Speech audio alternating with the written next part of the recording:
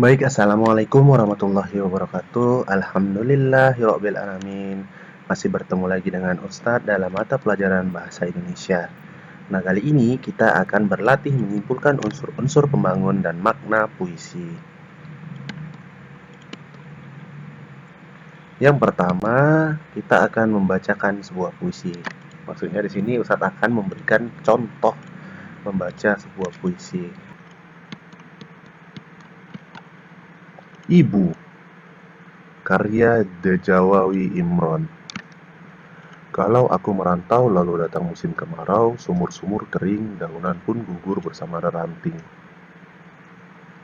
Hanya air matamu ibu, yang tetap lancar mengalir bila aku merantau. Sedap kopior susumu dan ronta kenakalanku di hati adama yang siwalan memutikkan sari-sari kerinduan. Lantaran hutangku padamu tak kuasa kubayar, ibu adalah gua pertapaanku. Dan ibulah yang meletakkan aku di sini saat bunga kembang menyerbak bau sayang. Ibu menunjuk ke langit kemudian ke bumi. Aku mengangguk meskipun kurang mengerti bila kasihmu ibarat samudra. Sempit lautan teduh tempatku mandi mencuci lumut pada diri tempatku berlayar. Menebar pukat dan melempar sauh lokan-lokan, mutiara dan kembang laut semua bagiku kalau aku ikut ujian lalu ditanya tentang pahlawan. Namamu ibu yang namamu ibu yang akan kusebut paling dahulu, lantaran aku tahu engkau ibu dan aku anakmu. Bila aku berlayar lalu datang angin sekal, Tuhan yang ibu tunjukkan telah kukenal. Ibulah itu bidadari yang bersandang biang lala. Sesekali datang padaku menyuruhku menulis langit biru dengan sajakku. Nah, ini merupakan contoh dari puisi karya Dejawawi Imron dengan judul Ibu. Selanjutnya, kita akan menganalisis unsur-unsur pembangun pada puisi tersebut. Nah, setelah kalian mendengarkan puisi karya Dejawawi Imron yang berjudul Ibu, mari sama-sama kita menemukan tema, suasana, citraan, dan majas pada puisi Ibu. Yang pertama, tema. Tema adalah pokok persoalan dasar yang hendak dideskripsikan pengarang melalui karya puisinya. Untuk memahami tema puisi, kalian harus memparafrasakan puisi yang padat makna atau memberi makna pada puisi tersebut setiap baitnya. Nah, dari situ semua dapat disimpulkan bahwa temanya adalah kecintaan seorang ibu kepada buah hatinya. Karena di sini adalah seorang ibu yang gak bisa jauh dari anaknya. Yang kedua yaitu menggunakan suasana haru. Suasana dalam puisi adalah efek yang dirasakan pembaca setelah membaca atau menyimak bait-bait puisi. Kalian dapat menemukan suasana puisi dari isi tiap bait puisi. Jadi, setelah kalian membaca puisi karya Dejawawi Imron, ini semua merupakan puisi yang bersuasana haru atau sedih. Karena di sini berisi ratapan seorang ibu yang rindu akan anaknya. Yang ketiga yaitu menggunakan majas atau gaya bahasa perbandingan, paralelisme, persamaan, dan metafora. Maksudnya adalah majas merupakan pemanfaatan gaya bahasa atau gaya bahasa pengungkapan untuk menimbulkan efek tertentu bagi pembaca. Kalian dapat menemukan majas puisi dengan memilih kata-kata khusus atau emotif yang memancarkan makna tertentu, atau memilih gaya pengungkapan pada baris-baris pada puisi yang memiliki keunikan. Paralelisme itu adalah majas pengulangan. Kalau majas perbandingan yaitu membandingkan sesuatu hal dengan hal lain.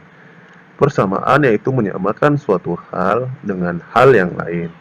Dan metafora adalah majas yang menggambarkan benda mati seolah-olah hidup.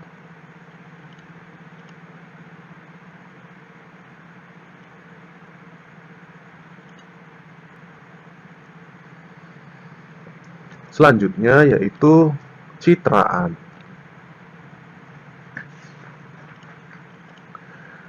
Sarana kepuistisan yang digambarkan atau digunakan penyair untuk memperkuat gambaran perasaan atau pikiran pembaca adalah citraan.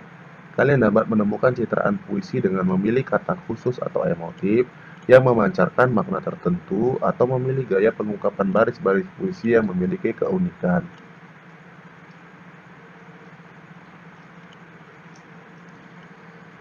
Nah, sampai di sini kita bahas satu persatu. Tema puisi itu diambil dari bait-bait puisi yang ada di puisi tersebut.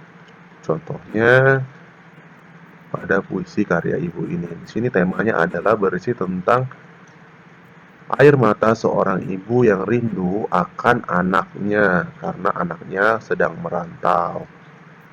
Selanjutnya, yang kedua yaitu menggunakan suasana haru. Dari sini sudah dapat kita simpulkan bahwa puisi tersebut merupakan puisi yang bersuasana haru atau sedih. Yang ketiga yaitu menggunakan majas atau gaya bahasa. Yang pertama yaitu majas perbandingan. Majas perbandingan di sini adalah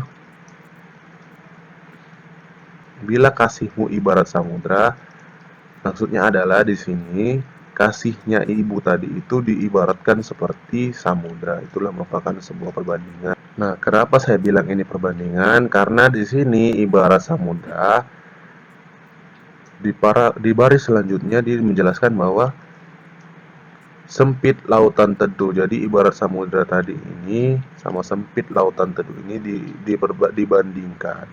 Kasihnya ini berarti maksudnya adalah kasihnya tersebut luas dan tidak terkira.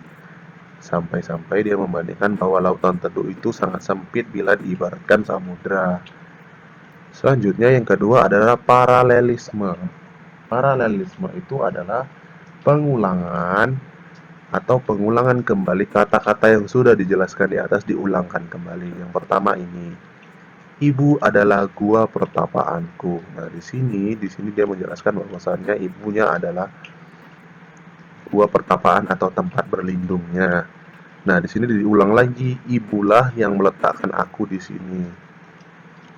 Selanjutnya diulang lagi, ibu menunjuk ke langit kemudian ke bumi.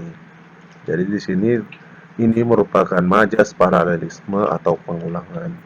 Selanjutnya ada metafora. Apa itu metafora? Metafora adalah majas yang menggambarkan benda mati seolah-olah hidup. Contoh ya, sesekali datang padaku menyuruhku menulis langit biru. Nah, di sini maksudnya si ibu tadi menyuruh dia menulis langit biru maksudnya. Jadi menyuruhku menulis langit biru ini adalah dia menggambarkan benda mati seolah-olah hidup. Nah, satu lagi, ibulah itu bidadari yang berselendang biang lala. Biang lala di sini maksudnya bukan baling-baling, tapi biang lala di sini merupakan kiasan dari kata pelangi. Jadi di sini juga menggambarkan bahwasannya benda mati seolah-olah hidup. Selanjutnya ada citraan. Citraan yaitu suasana yang terdapat atau gambaran yang terdapat di dalam puisi. Yang pertama, kalau bisa kita simpulkan bahwasannya citra puisi tersebut adalah menangis.